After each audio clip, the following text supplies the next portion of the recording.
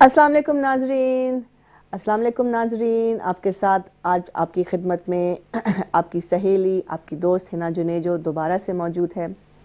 اور 2 مرتبہ سلام کرنے کی وجہ یہ ہے کہ میں چاہ رہی تھی کہ ذرا زیادہ پرجوش طریقے سے آپ کو ویلکم کیا جائے، کیونکہ پچھلے 2 ہفتے جو ہے وہ میں تھوڑی سی ناظرین اس پلیٹ فارم سے غائب رہی۔ اس کی وجہ یہ تھی کہ میری طبیعت کچھ مضر تھی، تو میں معذرت چاہتی ہوں، آپ کی خدمت میں حاضر نہیں ہو سکی۔ بہرحال آج کا جو ٹاپک ہے وہ بے تحاشا انٹرسٹنگ، بہت ہی منفرد ٹاپک ہے، اینڈ آئی ایم شیور کہ آپ لوگ اس سے بے تحاشا فائدہ اٹھائیں گے۔ ایک تو جو ہمارے گیسٹ اسپیکر ہیں وہ بھی بہت انٹرسٹنگ ہیں، اور انٹرسٹنگ سے میری مراد یہ کہ بہت نالجبل ہیں، اور جو کام وہ کرتے ہیں وہ بے تحاشا امپیکٹفل کام ہے۔ تو آج کے جو ہمارے گیسٹ اسپیکر ہیں ان کا نام ہے ابو یسریٰ، جو کہ NLP کے ماسٹر پریکٹیشنر اور ٹرینر ہیں، اور پیرنٹنگ کوچ بھی ہیں۔ تو پیرنٹنگ کوچ سے کیا مراد کہ وہ والدین کو سکھاتے ہیں کہ کس طرح سے اپنے بچوں کی جو ہے وہ تربیہ کرنی چاہیے، اور ان سے کمیونیکیٹ کس طرح سے افیکٹولی کیا جائے، کہ تاکہ جو بات ہم ان کو سمجھانے کی کوشش کر رہے ہیں وہ نہ صرف ان کے کانوں میں پڑے بلکہ ان کے دل پر اثر بھی ہو، ان کے دماغ پر بھی اس بات کا اثر ہو، اور وہ والدین کی بات مانیں۔ اور ہر زندگی کے روزمرہ کے ہر مسئلے میں، ہر ایریا میں، خواہ آپ کی پرسنل لائف ہو گئی، آپ کی پروفیشنل لائف ہو گئی، اس میں جو ہے وہ NLP ایزیلی ہم یوز کر سکتے ہیں۔ NLP کی جو پریکٹسز ہیں، ٹیکنیکس ہیں، ٹولز ہیں، تو اس حوالے سے فردر ڈسکس کرنے کے لیے انشاءاللہ ہم تھوڑی دیر میں ابو یسریٰ کو آن بورڈ لیں گے۔ اس سے پہلے کہ ہم اپنے گیسٹ اسپیکر کو انوائٹ کریں، آپ کو بتاتی چلوں کہ آج کا جو ہمارا ٹاپک ہے وہ اس حوالے سے کہ how can we make a start of the day making conscious intentions in reference to how would we like to spend the rest of the day، ٹھیک ہے۔ اب ہم یہ سب جانتے ہیں کہ مسلمان ہونے کے ناطے سب سے پہلا جو کام ہم کرتے ہیں جب ہم صلاح کے لیے رجوع کرتے ہیں کہ ہم انٹینشن کرتے ہیں، ہم نیت کرتے ہیں نماز پڑھنے کی۔ تو یہاں سے ہمیں اندازہ ہو جانا چاہیے کہ نماز کا جو ٹوٹل ایک پورا پروسیس ہے، اس کو سٹارٹ کرنے کا سب سے پہلا جو سٹیپ ہے وہ نیت ہے، یعنی کہ that's how important intention is۔ تو ہم ابو یسریٰ سے ڈسکس کریں گے سب سے پہلے کہ انٹینشن جو ہے وہ کتنی امپورٹنٹ ہوتی ہے، and how can we make a conscious intention early in the morning to be able to spend the rest of our day productively and to also be able to maintain that flow state۔ دیکھا جاتا ہے کہ صبح کے time جب ہم اٹھتے ہیں، ہماری فجر کی صلاح ہو جاتی ہے، اس کے بعد پھر ہم 10-15 منٹ نکالتے ہیں اپنا ذکر کرنے کے لیے، میڈیٹیٹ کرنے کے لیے۔ اس کے بعد پھر obviously being parents ہم بزی ہو جاتے ہیں اپنے بچوں کو تیار کرانے کے لیے، اسکول بھیجنے کے لیے، خود بزی ہو جاتے ہیں، اگر ہم نے دفتر جانا ہے تو تیار ہو کے، اور اس کے بعد پھر ہم نکل جاتے ہیں، مگر پھر دیکھتے ہیں تقریباً 11-12 بجے کے قریب ہم جو ہیں وہ تھوڑے سے ڈی موٹیویٹڈ ہونے لگتے ہیں، تھوڑے کچھ انرجی لیولز بھی لو ہوتے ہیں، کچھ موٹیویشن بھی ہماری لو ہوتی ہے۔ تو آج ہم ابو یسریٰ سے یہی جانیں گے کہ کانشیس انٹینشنز کی مدد سے کس طرح سے ہم اپنے دن کا آغاز پروڈکٹیولی کر سکتے ہیں، and then how can we maintain the productive state of flow throughout the day انشاءاللہ۔ تو اسی کے ساتھ ناظرین let's welcome on board Abu Yusra. السلام علیکم Abu Yusra and welcome on board. وعلیکم السلام ورحمۃ اللہ وبرکاتہ۔ کیسے ہیں آج آپ؟ الحمدللہ اللہ کا بہت کرم ہے۔ Very well, thank you۔ Alhamdulillah. Abu Yusra, it is always a pleasure to have you on board with us. Every time that I've invited you over, you've left us all with such beautiful, beneficial golden nuggets that, at least when I've implemented or applied them in my life and with my children, they've always generated immaculate results. So Jazakallah khair for that. Barakallah feek, and the feeling is absolutely mutual because every time I leave the program, I leave feeling energized as well. So it's a two-way process. Alhamdulillah, yeah. And the other thing is that I'm publicly confessing that you're my teacher as well. So it's not only a pleasure to have known you, as a student, as an individual. It's also a pleasure to know you as my mentor and as a teacher as well, and as a coach as well. And in the future, inshallah, I'm looking forward to attending one of your parenting sessions as well, because I know that they're very powerful. And this is obviously not yet based on my personal feedback, because I do intend to attend it. I haven't attended it yet, but the feedback comes from a few people who have already attended, and they're highly recommending it to me. So inshallah, I look forward to attending one of your parenting sessions in the future.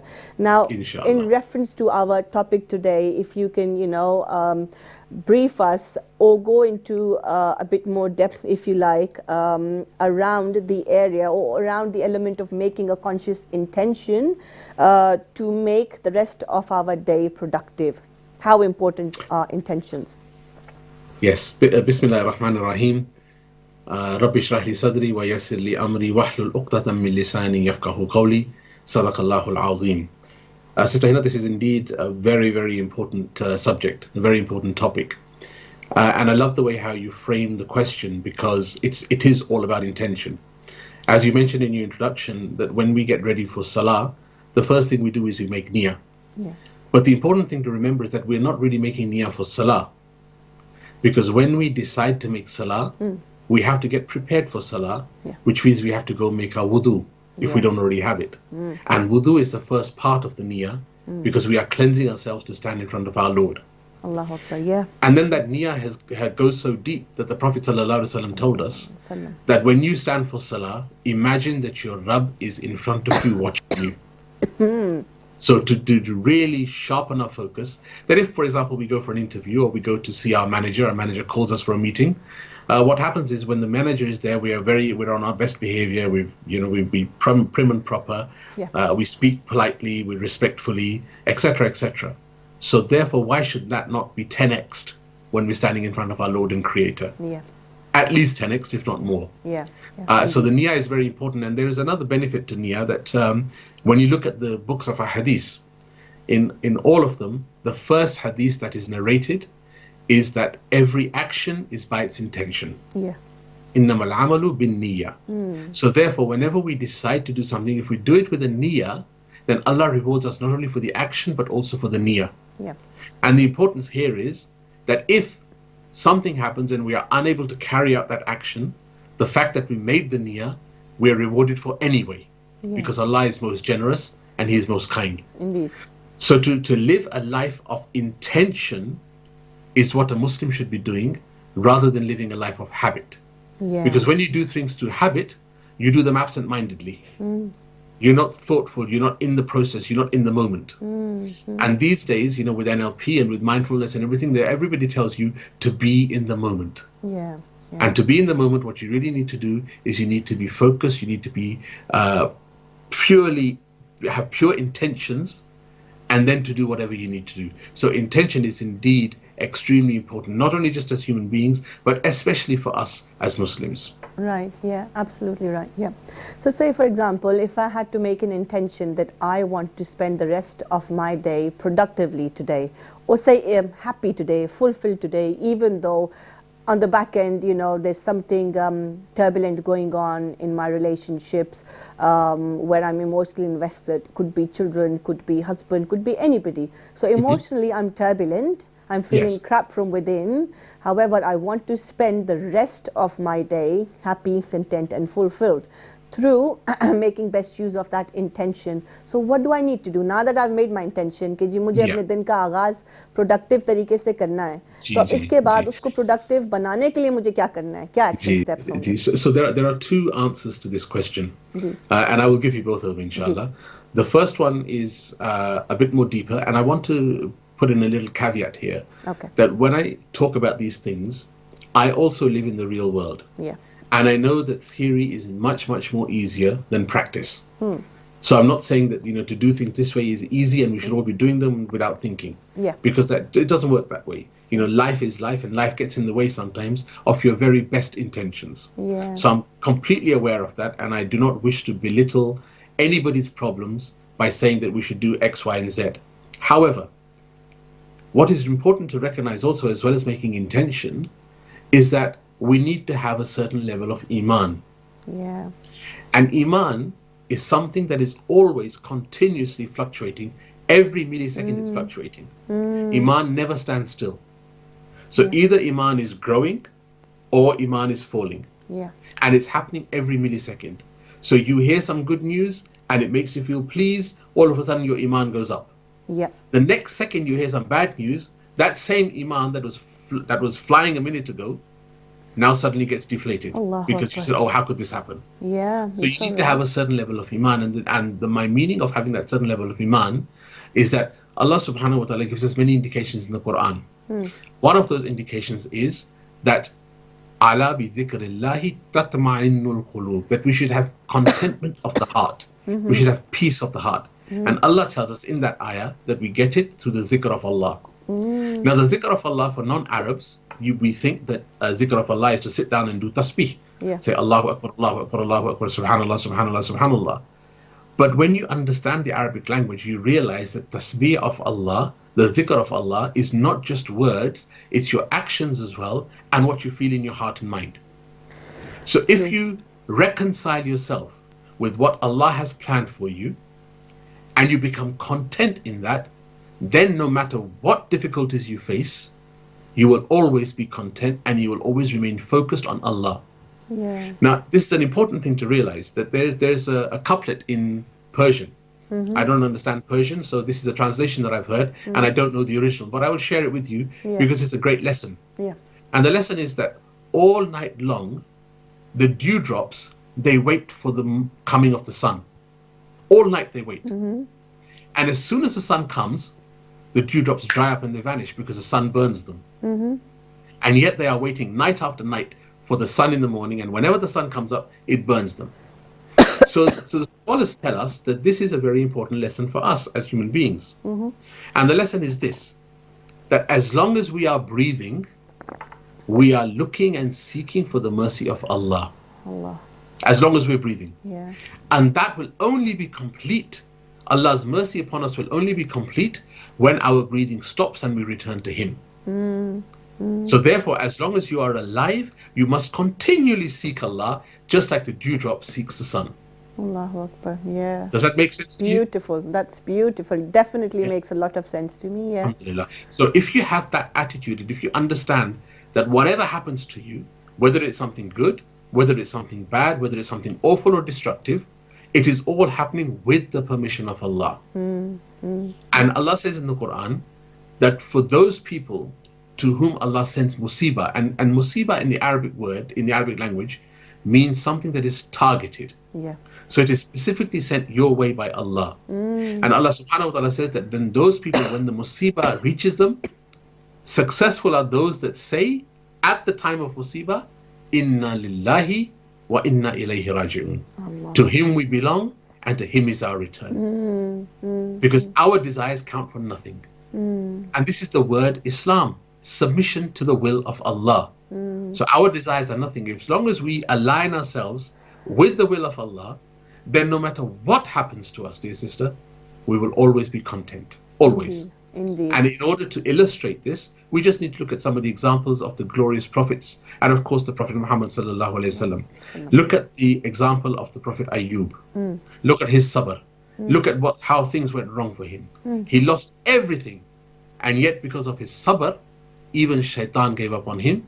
And when Allah then rewarded him, Allah gave him more than he had lost. Look at the sabr of Ibrahim alayhi salam. When he was on this dunya, at the point that he was being tested, he was the only Muslim on the face of the earth. But his iman was so strong that Allah says, Kana Ibrahima ummah, that he in himself was an ummah. That's how powerful his iman was. Subhanallah. And the reward of that was that when he was thrown into the fire became so comfortable for him that he felt no other comfort like it. Subhanallah. And then you look at the example of Sayyidina Musa alayhi salam, when he had absolutely nothing.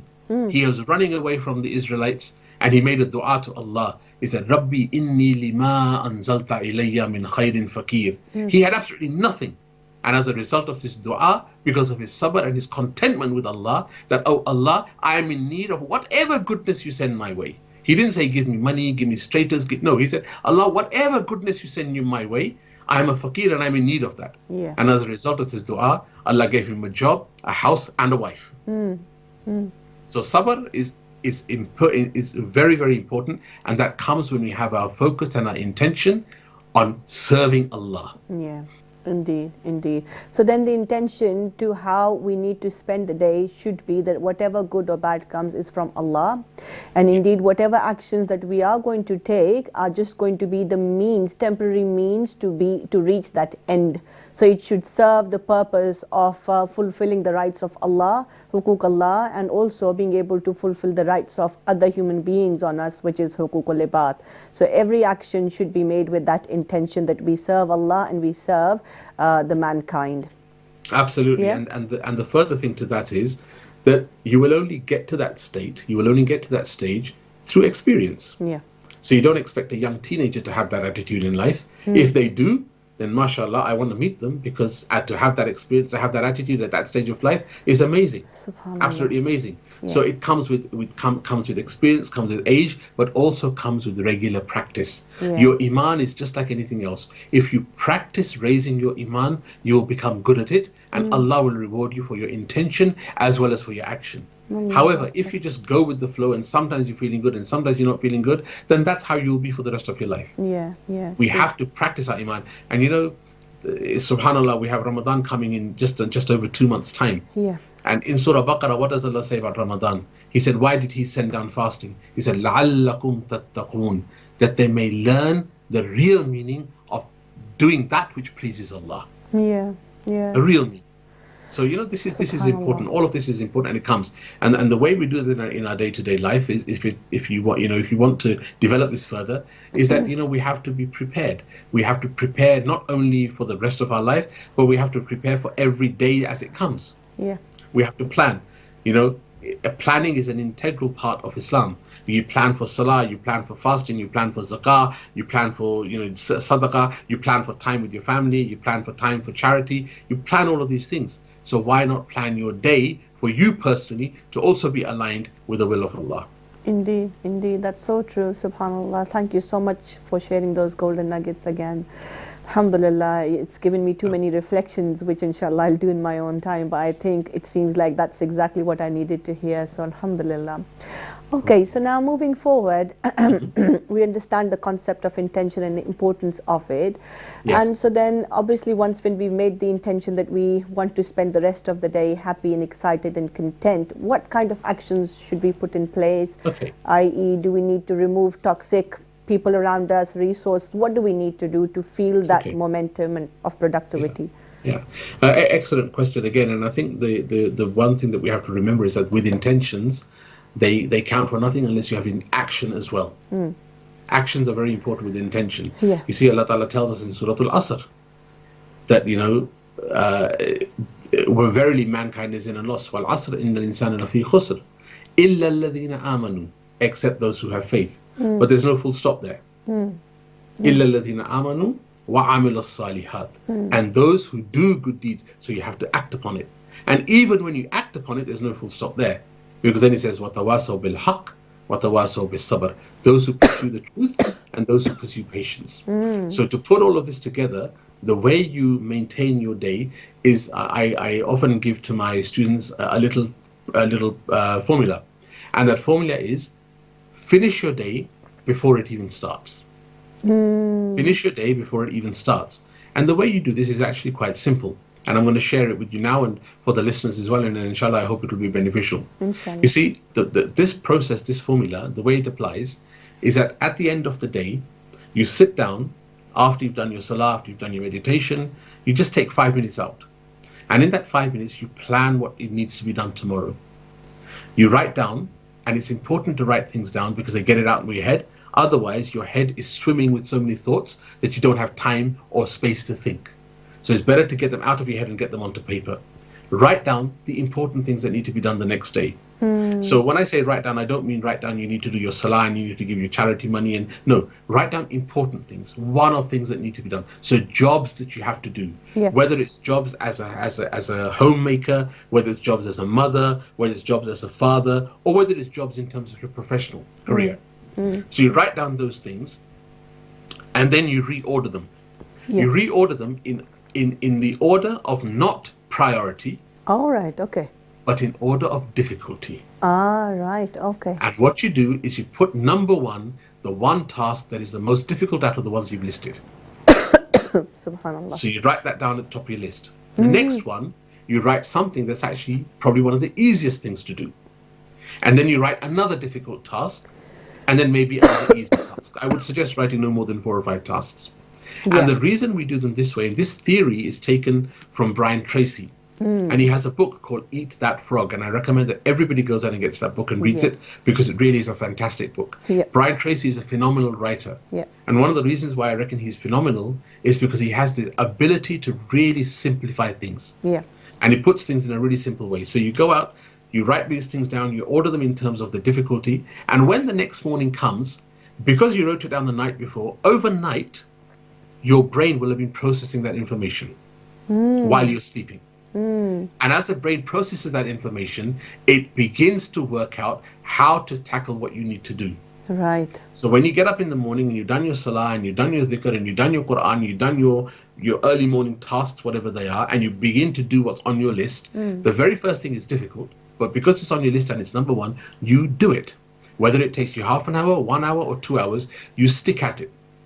And the reason you do the most difficult task first thing in the morning, sister, is because once the task is done, how do you think the rest of the tasks look? SubhanAllah, if I give you my example, I had to complete 7 units of a course that I was, enrolled on online. And then this course, basically, my deadline was in December. And I'd met an accident in November, and then so on and so forth. Lots of things came into play, and I kept on pushing it and getting extensions. Now, finally, 29th of this month is my final cutoff point.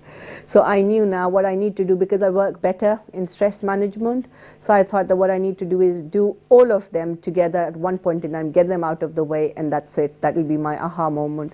And the minute I was able, I set that task for myself, not a night before. However, because obviously I knew I have been pushing this, forward and forward. So it's been sitting in my subconscious and conscious mind at the same time for months upon months, and I'm feeling pressured. Now, when that pressure is like overboiling now, I've reached to a point when I'm like, right now, lots of other things are going into pending because of this one thing being pushed aside. Sure. So I need to sit down and then focus on it and get these 7 units out of the way, inshallah. And when I'm done with those, the rest of the things will just fall into its place. So as soon as I was done completing those, wow, subhanAllah, the feeling was phenomenal. I can't even explain. It just seemed like, wow, it was that easy. Literally, just 1 hour per unit, 7 hours at a stretch, including my munchies and eating and wuzu and everything included. 7 hours at a stretch, and now it's out of the way. I'm free to breathe. I'm free to think about, the other fresher ideas that now can, come in my mind, because basically I've brain dumped myself. I've journaled everything. I've put pen into paper. I've typed whatever I had to, and that's it, done and dusted. So open another chapter in my life. So once you've done the most difficult task of the day, the rest on the list then become easy. Because your mind says to you, if I can do this really difficult task, the others are no problem at all. And therefore your day flows. You then, as you mentioned, what happens is your day then and you go into a flow state. And in a flow state, things are just fluid. They just happen. And of course, it's human nature that you feel tired. Sometimes, you hit the mid-afternoon break, you hit the mid-afternoon wall. And yes, we will deal with that. We'll talk about that in just a minute. But generally speaking, finishing your day before it starts gives you the ability to know what you're going to do, gives you the ability to process it overnight while you're sleeping, and then tackle it first thing in the morning and get it done and out of the way. Excellent. That was a fantastic tip that you've shared there. I'm going to inshallah start implementing, doing the same, because what I was doing was actually the opposite of it. I used to jot down 3 to 4 tasks that I need to do in the following day or that specific day, and then I used to jot them or rejig them based on their priority, not based on what was difficult. However, now that you've brought it to my attention, I'm thinking, okay, what was the criteria for prioritizing them? It was actually that this is going to take more time, this is more challenging, so let's first get that out of the way, and the others would just fall in its place automatically. So that's exactly, what you said. And the other thing is that, when you make a list and you don't order it in terms of its difficulty, you just make a list and then you tackle the list, the mind is so that you will always go to do the easiest tasks first. And once you've done the easiest task, then what's left on the list is really, really hard. Because that's why it's still on the list. And that's what then leads to further procrastination, that, okay, I've done enough for today. I've achieved these 3-4 tasks, even though they were tiny, but I've achieved those 4 tasks, so I'll leave this one till tomorrow. And of course, when tomorrow comes, another 3 or 4 smaller tasks come up, and you'll do those again before you do the hard one, and this just gets left and left and left. So it's best to do the hardest one first, and then it gives you the time and the ability and the focus to do the smaller ones, because you've done the hardest one. You've eaten the frog, which is such a disgusting thing to think about. That's why he called the book Eat the Frog. Yeah, absolutely. Something that you would detest, do that first, and then the rest will all fall in its place. Yeah. That's right. Okay. Excellent. Alhamdulillah. And so then, say for example, we've eaten the frog now, we've put the hard work in, we've got the most challenging thing out of our way. Now comes the next stage, which is, energy levels go down, and maybe after a bit we've taken a power nap, we've eaten our food, and this, that, the other. Basically the pressure is off. Now we've gone back into procrastination mode. Yep. So there's still a few more things, that need our attention. So then how do we go back into productivity mode? How do we feel motivated again? Yeah. So again, the simple thing is that when you've actually completed your day before it started, you will have accounted for this. Because obviously you'll have planned to do X, Y, Z, in the order of the most difficult things. So when the difficult thing is done, as you say quite rightly, what happens is your mind becomes a bit more relaxed, and you think, okay, now I've done this, I can take a little bit easy. And when you begin to take things easy, then procrastination comes in. Yeah. So there are a few tips here. And one of those tips is actually very simple. You see this thing I have in my mouth? 1 sec, sorry. Glass of water? Excuse me. Yeah. Glass of water? That's one of the tips. Keep yourself hydrated. Yeah. Because when you don't keep yourself hydrated, the brain desires oxygen. Yeah. And that's what leads to you feeling tired and feeling procrastination. Yeah, absolutely. So keep yourself hydrated. That's number one. Yeah. Number two, keep yourself active. So when you've completed a task, go and do something active. Take a break, not a half an hour break, not a 45-minute break, but a 5-minute break. And in that 5 minutes, one of the things that I recommend very strongly is to go up and down the stairs 2 or 3 times at a relatively quick pace. If you haven't got stairs, just jog on the spot. Yeah. Do some push-ups, do some press-ups, do some sit-ups, anything. Just for 5 minutes. And what that does, it gets your heart beating and gets the blood flowing around the body. Yeah. Because I don't know whether you know this, Sister Hina, but in order for you to operate at maximum capacity, not maximum capacity, sorry, optimum capacity, your brain needs 40% of your body's blood flow. Definitely, yep. And how are you going to get the blood up all the way up to the brain when you're just sitting doing nothing? Absolutely. So you need to move your body. You need to exercise, and this exercise is very healthy for you, and it's also very healthy for your brain. So when the blood is flowing to the brain, exercise releases chemicals that make you active. Yeah. And those chemicals actually help to defeat procrastination. Absolutely. So the answers are within you. The other thing that we have going for us as Muslims, alhamdulillah, is that especially in the winter months, our salahs are quite close together. Yeah. Right? So when you've done your morning task, maybe by 11:45, 12 o'clock, it's time for Dhuhr. Yeah. And Dhuhr in itself is an exercise, because you're standing up, bending down, bowing, you're going into sujood, you're getting up again. You do that a few times in the few rakats that you have. And that helps also for the body to refigure itself. But there's one critical element in that salah that you don't get from anything else. When we do our sujood, our head touches the ground. Yeah. And what that does is helps to earth ourselves, helps to actually really anchor ourselves within ourselves. Because the thing that we recite when we are at the lowest point, when we're bowing down with our head touching the ground, what are the words we recite? Subhana Rabbiyal A'la. Glory be to Allah who is the highest, when we are in the lowest place. This is why it's really important to understand what we read in our salah, because then it brings meaning to it. And when you understand the meaning, then it has a completely different complexion. Then salah becomes a joyful thing, not just a routine duty that you have to do. Indeed. You're so right in saying that. I mean, I remember probably 2 weeks ago, I was telling Abdurrahman that, when we're working together, or individually as well, but more like you get a chance to observe each other when you're working together, that when we feel a bit tired or worn out, we then quickly go to the kitchen and fix ourselves a cup of coffee or a cup of tea to keep ourselves going. And then I made him realize, I'm like, you know what, Abdurrahman, we're doing totally the opposite thing. We're trying to, give ourselves more caffeine intake, which should not be the thing to keep us going.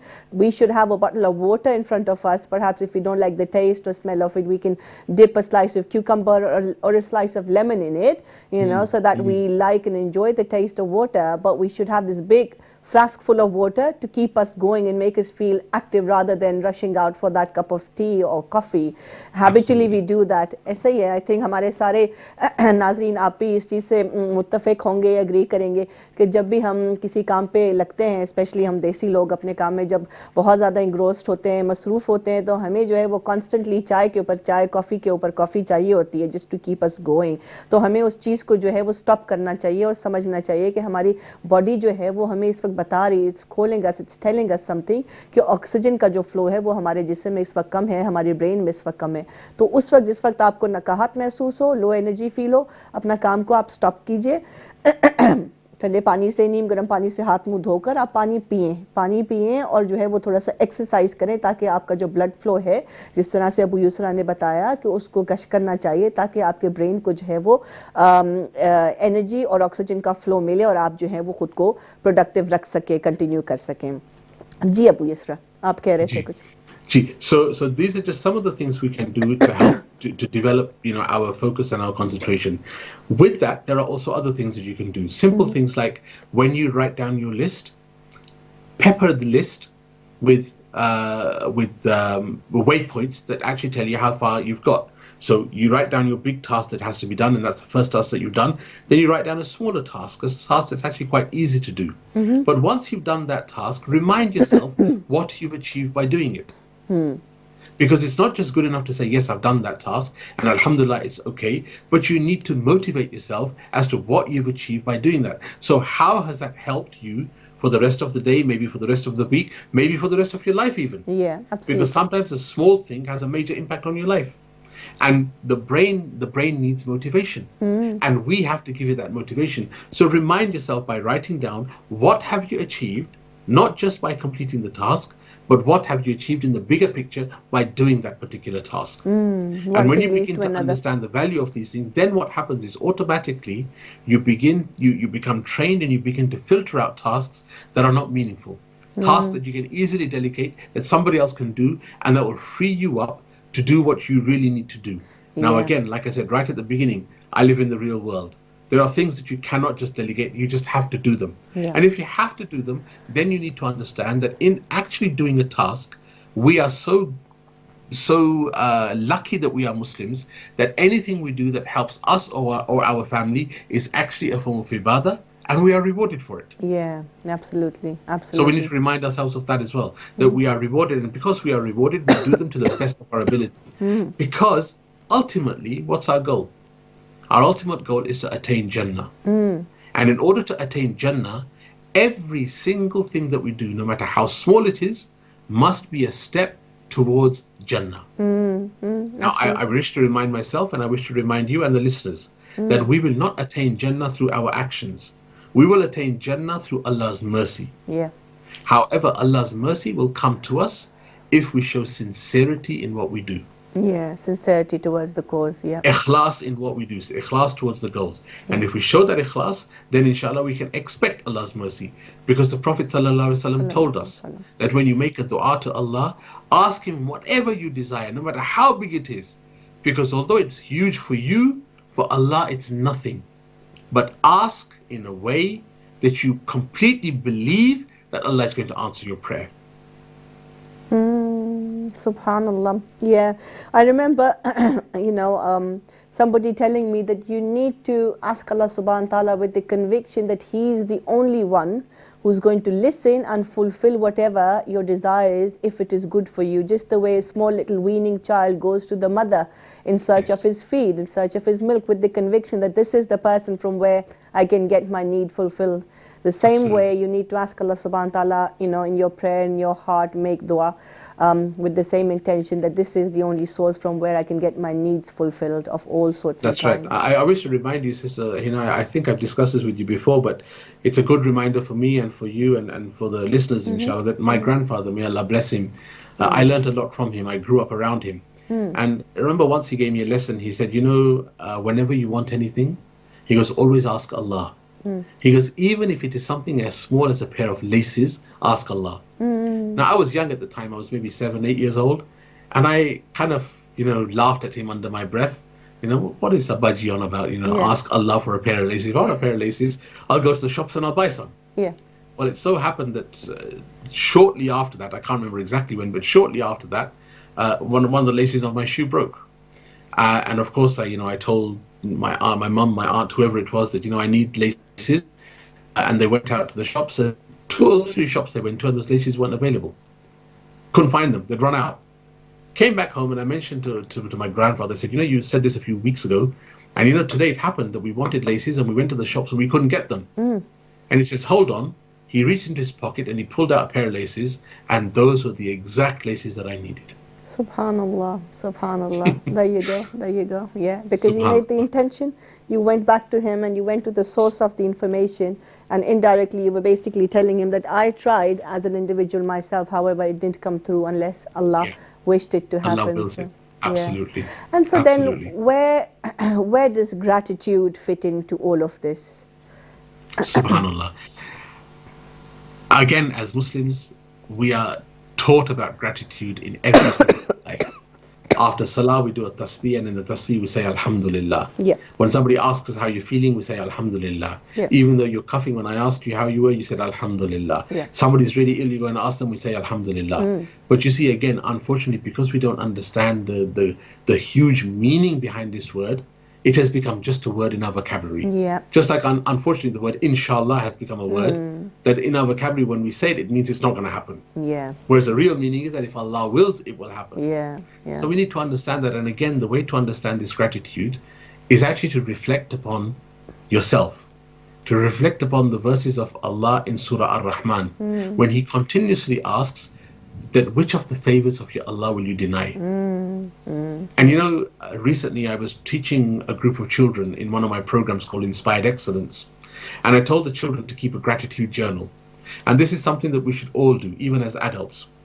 And the gratitude journal is a simple thing where at the end of the day, you sit down and you write down 3 things that you're grateful for that have happened to you on that day. Or 3 things that you're grateful for that you have, which previously you weren't thankful for. So one of the boys in my class, he was writing his gratitude journal, and he said, I'm grateful for the food I have. So his mum asked him, why have you written this down? Because we have food every day. Yeah. And he said, Mum, I've written this down because my teacher, Brother Abu Yusra, made me think about this. And while I was watching the news today, I saw that the children in Yemen have no food. Yeah. So I'm grateful for the fact that I have food. Now, for us living in the West, that's a commodity, sometimes even a luxury. Yeah.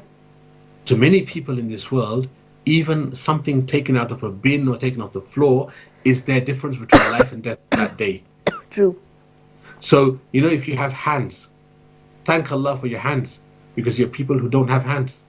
If you have eyesight, thank Allah for your eyesight. There are people who can't see. If you have the sense of smell, be grateful to Allah that you can smell, because there are many who can't. Yeah. And when you begin to enumerate the blessings of Allah upon you, Allah says in the Quran, you will never be able to enumerate them. So when we can never enumerate the blessings of Allah, then who are we to be ungrateful? So true. So true. And again, the thing here is, it's a mindset change, Sister Hina. It's a mindset change. It's a mindset change to understanding and realizing our insignificance in the bigger scheme of things. Absolutely. And the best example that I can give of gratitude is the hadith of Sayyidina Umar, may Allah be pleased with him. He said, Allah subhanahu wa ta'ala honored us with Islam, or by Islam. If we now turn away from this, He will dishonor us. So Islam is the biggest thing that we have, and the biggest thing that we should be grateful for. Subhanallah. The other thing that I would say on this topic of gratitude is that, when things happen to us, we sit down and we start, crying, sometimes literally, sometimes metaphorically. We become very sad. This happened to me, this happened to me. A little mindset change, and try this. I ask the listeners to try this if they will. Next time something happens that you didn't like or you didn't expect to happen, instead of saying to yourself, why did this happen to me? Ask yourself, what is this teaching me? And when you look at it from that lens, from that angle, you will realize that in anything that happens to you, there is a lesson, and there is positive benefit. Yeah, absolutely. It's just that we don't have the ability to see it as it is at that moment in time. Yeah, absolutely. Jazakallah khair, Abu Yusra, for joining us, being on board with us and sharing such beautiful, beneficial information with us. Jazakallah khair for being on board. Thank you so much. Thank you very much for having Thank you. Assalamu alaikum to Walaikum you and to assalam all wa your rahmatullah. listeners. वालेकुम अस्सलाम व रहमतुल्लाहि व बरकातुहू। जी नाज़रीन, तो मैं उम्मीद करती हूँ कि आज का जो हमारे ये सेगमेंट था ये आप सब के लिए बेतहाशा बेनिफिशियल रहा होगा। Before I end the programme today नाज़रीन, थोड़े से आपकी तवज्जो चाहती हूँ कि जैसा कि आपको मालूम है कि बाहू ट्रस्ट ने in association with the Westminster police एक कैंपेन चलाया था नाइफ क्राइम के ऊपर, जिसमें हमने ये इम्पैक्ट बताने की कोशिश की थी कि जब हमारे बच्चे गलत रास्ते पे गामजन हो जाते हैं और उनसे गलतियां होती हैं, स्पेशली आजकल अगर आपने देखा हो कि स्टैबिंग जो है, नाइफ क्राइम जो है, वो बहुत ज़्यादा इंक्रीज़ हो चुकी है, रैम्पेंट हो चुकी है under the category of violent crimes. तो पुलिस ने ये सोचना कि हम बेतहाशा छापे मारते हैं, बात करते हैं, रिस्ट्रिक्ट करने की कोशिश करते हैं, मगर जहाँ तक अमल का सवाल पैदा होता है, क्यों ना ऐसी कोशिश ली जाए कि जहाँ पे हम मसाजिद को इन्वॉल्व करें, क्योंकि मसाजिद ज़ाहिर सी बात है, अगर आप 40 ईयर्स पीछे चले जाएं हमारी हिस्ट्री दीन की अगर आप देखेंगे तो मसाजिद जो थी, they were known to be a place of solution, कि वो एक कम्युनिटी सेंटर का रुतबा दिया जाता था कि जहाँ पे लोग न सिर्फ अपने नमाज अदा करने आते थे और अल्लाह सुब्हान ताला की बारगाह में इबादत के लिए हाजिर होते थे, मगर हुजूर पाक सल्लल्लाहु अलैहि वसल्लम की खिदमत में वो अपने मसले मसाइल लेकर आते थे कि जहाँ पे उनको उनके प्रॉब्लम्स का सोल्यूशन मिलता था।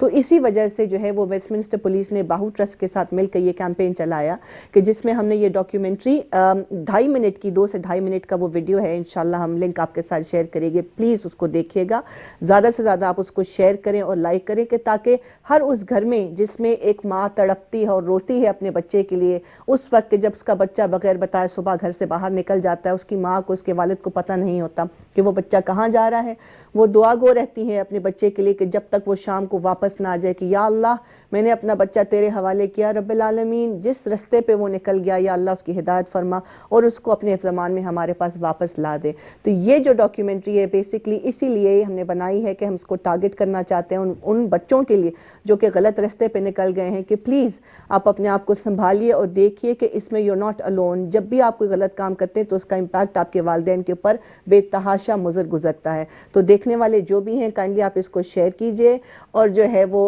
अगले हफ्ते इंशाल्लाह, अब आपसे मैं इजाज़त चाहती हूँ, अगले हफ्ते दोबारा आपके साथ इसी प्लेटफॉर्म पे मौजूद होंगी, आपके साथ आपकी सहेली हिना जुनेजो। अस्सलाम वालेकुम।